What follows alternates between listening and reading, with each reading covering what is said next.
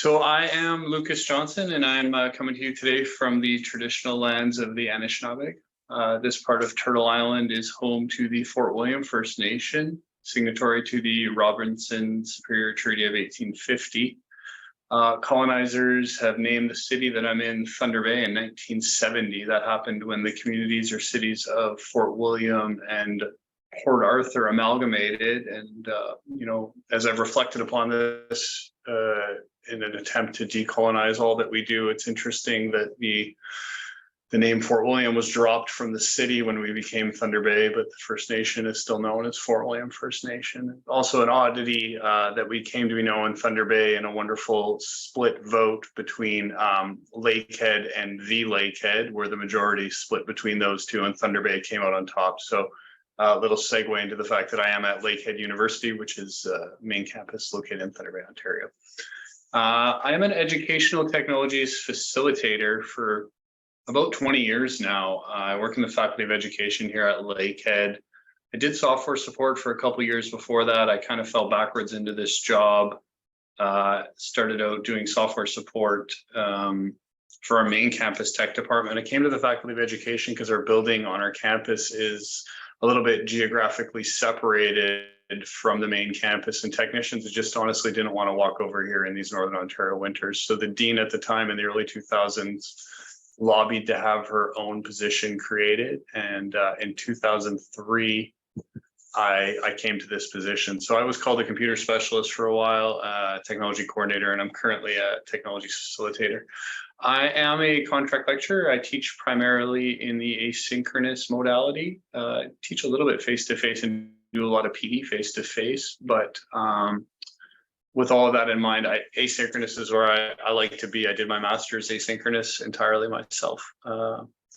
I am a PhD candidate because I am determined to wear all hats at Lakehead and be involved in all things. And I'm a brand new or soon to be minted member of the CNIE board. So happy to be here with CNIE folks. My research interest is actually in ed tech deployment and adoption cycles in the K-12 schools, and I could ramble on about that forever because that's where the dissertation's going. If you want to talk about those things, send me an email. Today's a little different direction. So this talk is actually from some research I did a couple years ago in my teaching. So today, I hope to have a little bit of interactivity in this. I'm mindful of time. I know we're shooting for like a 2010 thing, and I might have designed for 30 by mistake, thinking the networking was the Q&A for Carol and I at the end. So I'm going to run over and just keep up with the trend that we've been doing today. Or maybe I'll talk really fast and not be accessible. And so I'm going to talk about engagement-based grading. I want to talk about what it is, why I did it, how I did it. And I've got some raw data, student feedback from pre and post surveys I did back in 2021 with 2 other instructors who use this. And then I hope to tie that into the conference themes with an equity lens and some UDL connections, and also humanizing learning. I'm fortunate to be part of a SSHRC-funded project right now with Dr. Meredith Lovell-Johnston, who's the PI, and we're designing some modules to humanize online learning for non-traditional learners. So I've got this sort of humanizing learning thing on my radar right now and how it ties into tech in my life. And also I'm a part of the Canadian Higher Education Universal Design Collective. If folks are interested in that, let me know. I can get you on that listserv. We meet once a month, and it's UDL folks, instructional designers, instructors, and folks from all across Canada. So all of these things buzz around in my head, and hopefully I can tie them into the conference themes and talk about this thing called engagement-based grading that I do in, as of right now, only one of the 3 courses I regularly teach, but I'm looking to transition it into the couple of the other ones. All right, so we're going to play with the Zoom reaction buttons right now. Hopefully, if you don't know where they are, they're down in the bottom there. I think for you it says reactions. So just quick yes or no, has anyone here ever used an alternative grading scheme or non-traditional grading, contract grading, anything like that? Or I know we have instructional designers and those kind of folks in the audience. Have you supported someone who's tried to do this? I'm going to give you like 5 seconds to maybe try to find the yes or no. If you can't find the yes or no, put a Y or an N in the chat. That's totally fine with me too. So I'll give you 10 seconds to let me know how you're feeling about that.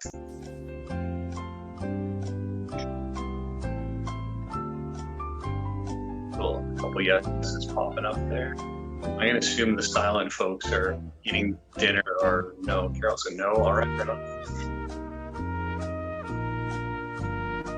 Cool. All right. So some folks are familiar with this kind of thing and some aren't. So that's good to know. And then in that, why did you choose to come to my session, or what are you here for today?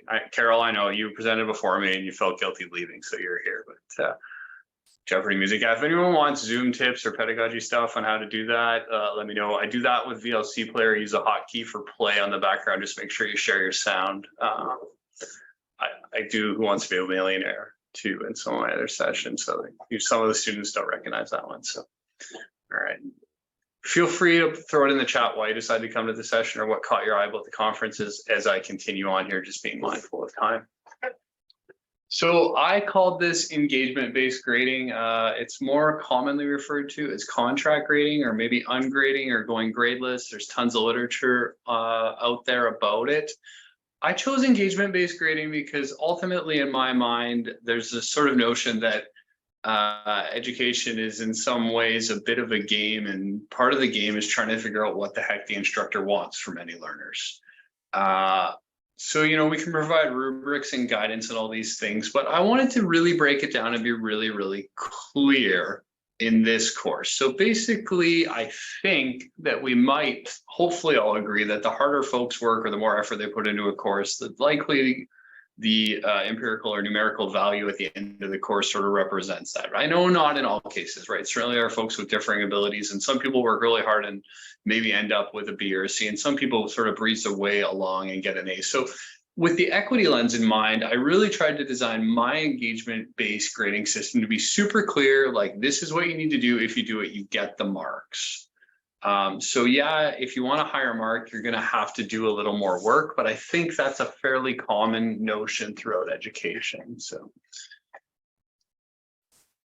So why did I do this? So I think that I was trying to play off some stuff from Alfie Kahn and Daniel Pink. They write sort of about in motivations and things like that. So students are motivated. They come to your class because they want to get the credit, right? They want to get a grade. Now they may be trying to get a certain grade for a scholarship, or maybe you know they're on the C's get degrees train because mom and dad are paying and they just have to sort of trudge onward. But whatever their reason is, I really wanted their reason in my courses to be learning.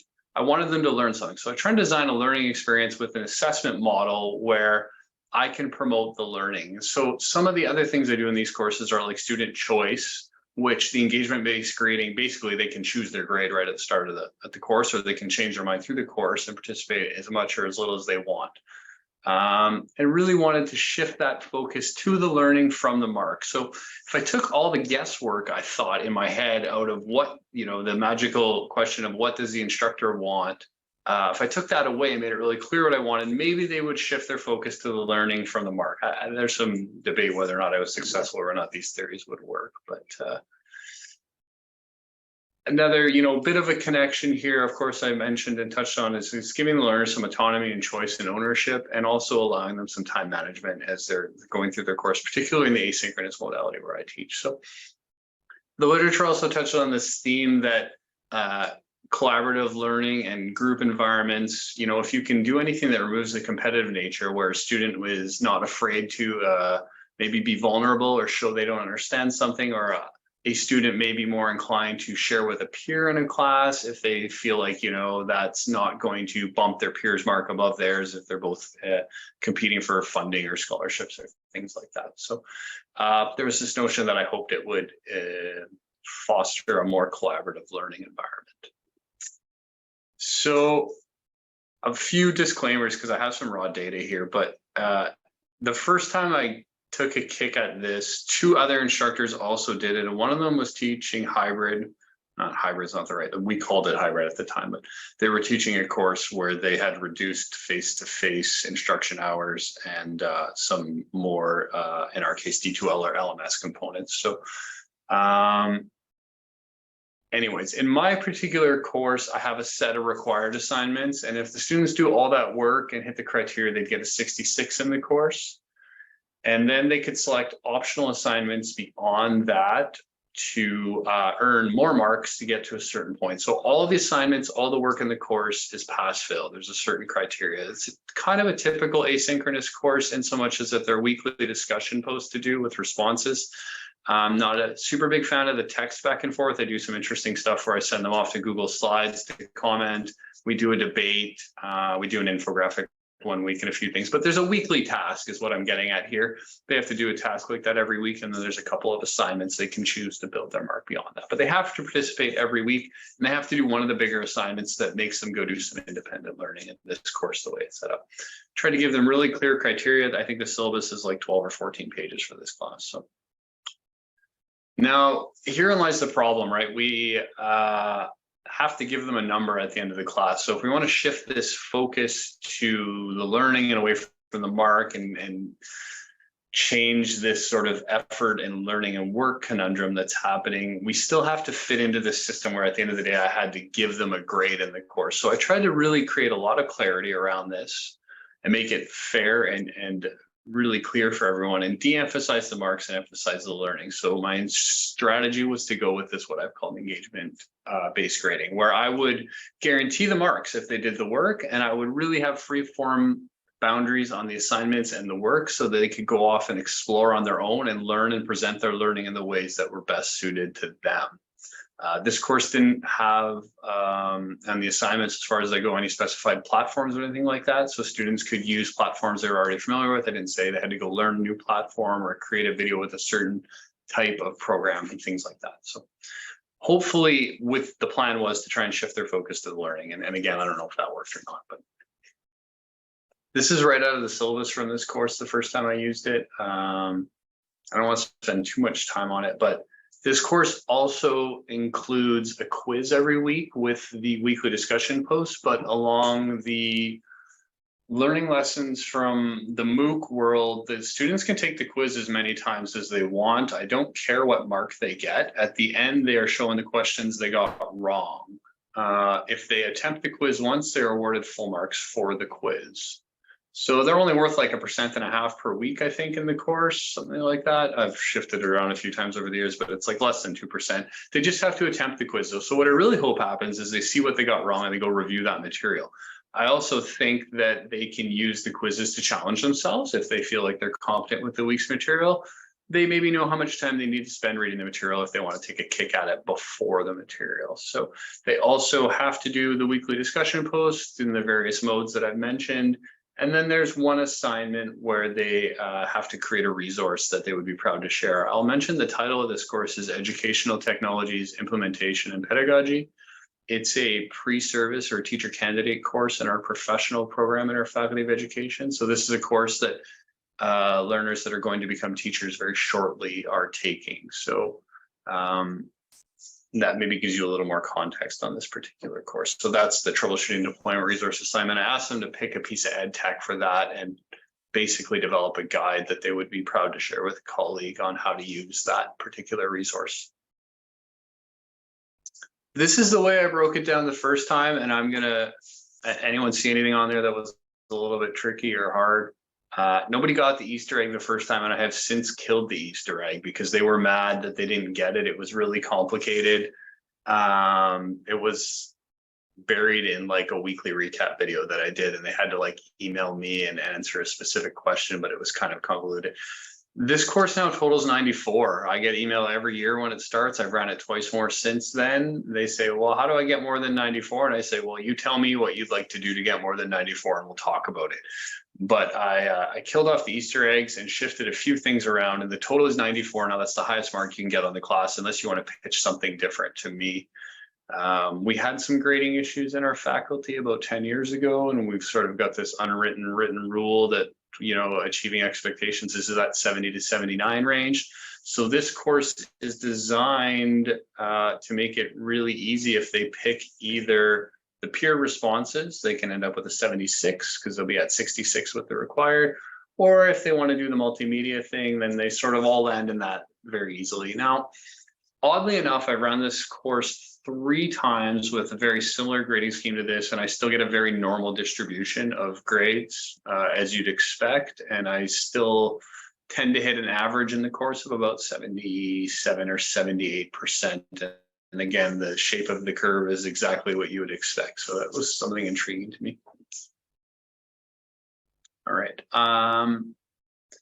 Again, there's some raw data I'm going to share here. And this, the actual study that gathered this data was pre and post impressions of the grading scheme. So this is what the learners thought about the grading scheme. This data came from 3 courses. The survey was poorly designed. That's on me. I wish that, and I can separate it a little bit out by class, but not necessarily as well as I wanted to. I'd really like to see the data from my own course.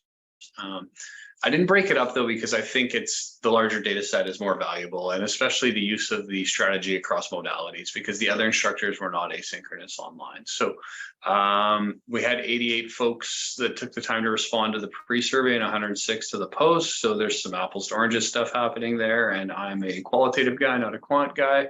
So to our quant folks in the audience, I apologize. And yeah, I was a pretty new researcher when I did this, and I think I'd like to run it again, and I would definitely fix up the instruments. So with that, I want to share some of the stuff though, some of the takeaways.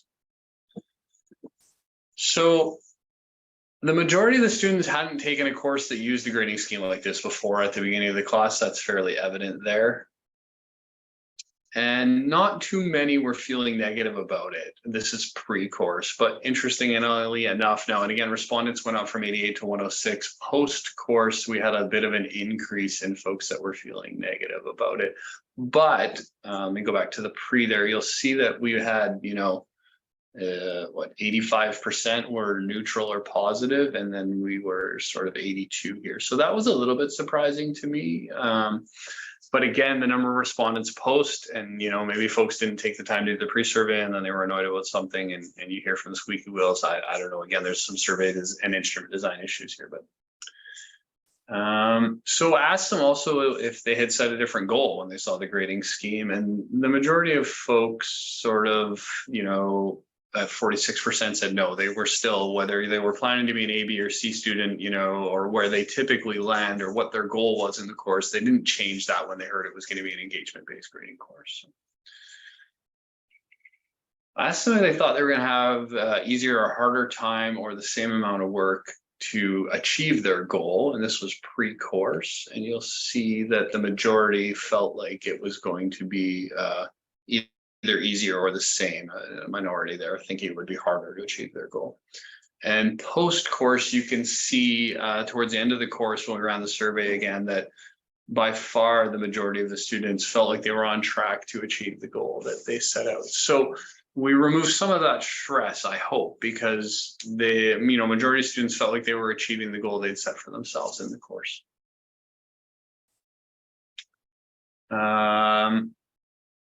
Few unsures on this one. Overall, was it more or less stressful in the engagement-based grading course to achieve your goals? So almost 50% of folks said it was less stressful. And if we throw in the folks that said it was the less or the same amount of stress, we are at 3/4. So and another 7% that weren't sure. So at least I felt like we could see that we didn't cause the students more stress by taking on this grading scheme when we did this.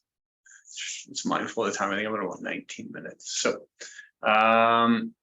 post course, we asked them again, what they thought, and 45% thought it was easier, and 34% thought it was the same amount of work or effort to achieve the goal they'd set for themselves. So pre-course, after they'd seen the syllabus and the plan, small minority, I don't want to say small minority, but out of 88 folks that responded, 13% said that they didn't really like it, or they wouldn't recommend a peer take it. Post-course, that went down to 14%. So it's almost 60% said yes, and another, quarter or so of them said maybe they'd recommend peers take it. So that was useful. So that's it for the raw data. I'm sorry, I went through it a little fast, and the last time as I mentioned, I designed this for 30 minutes because I wasn't paying close attention to Rob's comprehensive emails about the structure. But I think that ultimately there are some connections to UDL here, and also the humanizing learning aspect of things. So as I mentioned in my course, not related to it, there's choice in the assignment, but also the clarity. Anytime you can remove that sort of question or concern in the learner's eyes where they're not sure what they need to do. When you've established very clear expectations, you provide very clear feedback, provide your students with choice and autonomy and ownership over their learning, that you're leaning in this UDL realm, right? I know there's a whole other, and this overlaps with the humanizing learning. There's all the other aspects that I think Carol was a great segue for me into, because she talked about in the asynchronous particular environment for me, things like considerations for screen readers and contrast in the way things are set up like that. So that's how the material is coming to folks. And now how they interact with the material, I think there are some more connections. And I think on the humanizing learning aspect of things, when we do things that break down the barriers and the competition among students, we can help to build community and connection and have some clarity. Ray and Noose, thanks for being here. No worries. I see your message in the chat there. I appreciate your time today.